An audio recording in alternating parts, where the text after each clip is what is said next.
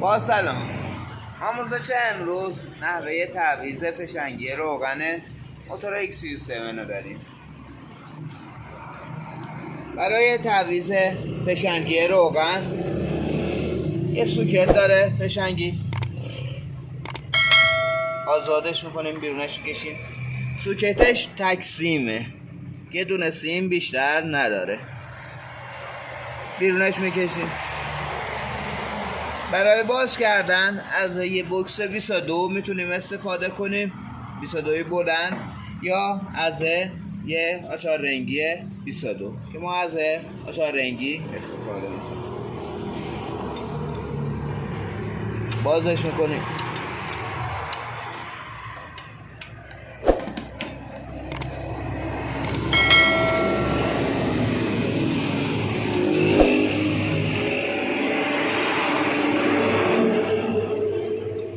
فشنگی روغن دقیقاً بالای فیلتر روغن قرار گرفته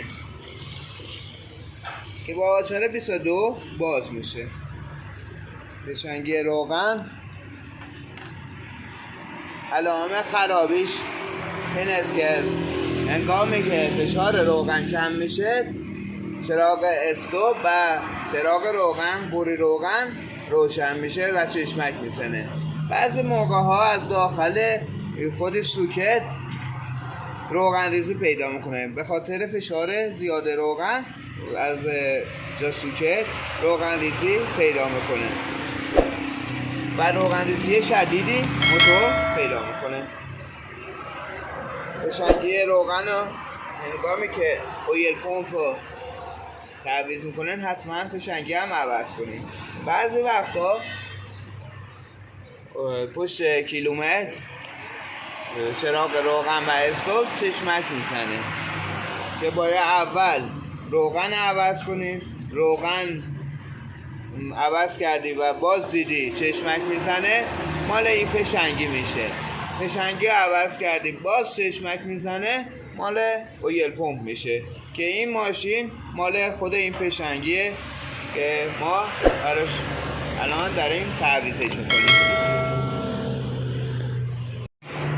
فشنگی هنگام بستن یه واشر مسی داره، حتما سر جاش قرار میدیم. از روغن ریزی جلوگیری میکنه. جای فشنگی تمیزکاریش میکنیم. دقیقاً بالای فیلتر روغن قرار گرفته. فشنگی سر جاش قرار میدیم و با آچار 22 محکم سفتش میکنیم.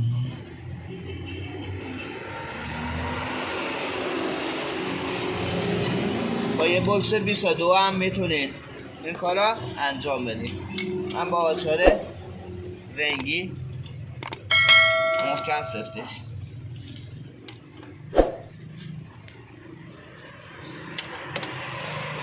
یه سوکتی تکسیم هم داره که یه طرف بیشتر سوکت نداره، به هر دو طرف سوکت جا میره. یعنی این طرف بزنی جا میره، این طرف هم بزنی جا میره این سوکت.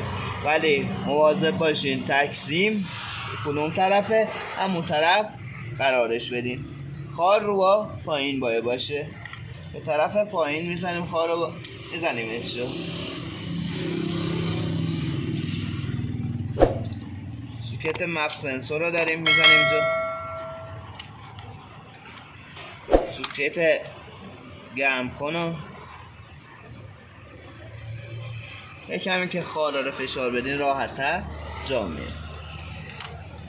یه سوکتی مال دریچه گازه میزنیم جا. اینم از شرنگ بود. پس خرابی فشنگ روغن اینه که پشت کیلومتر حالت چشمک زن میشه. چراغ استوپ روغن ریزی شدید پیدا میکنه. بعضی موقع ها برای فشار روغن میتونیم فشنگی روغن رو باز کنیم و فشار روغن رو امتحان کنیم. از سالم بودن اویل پمپ مطمئن شیم. این هم از آموزش امروز. امیدوارم از این آموزش خوشتون اومده باشه.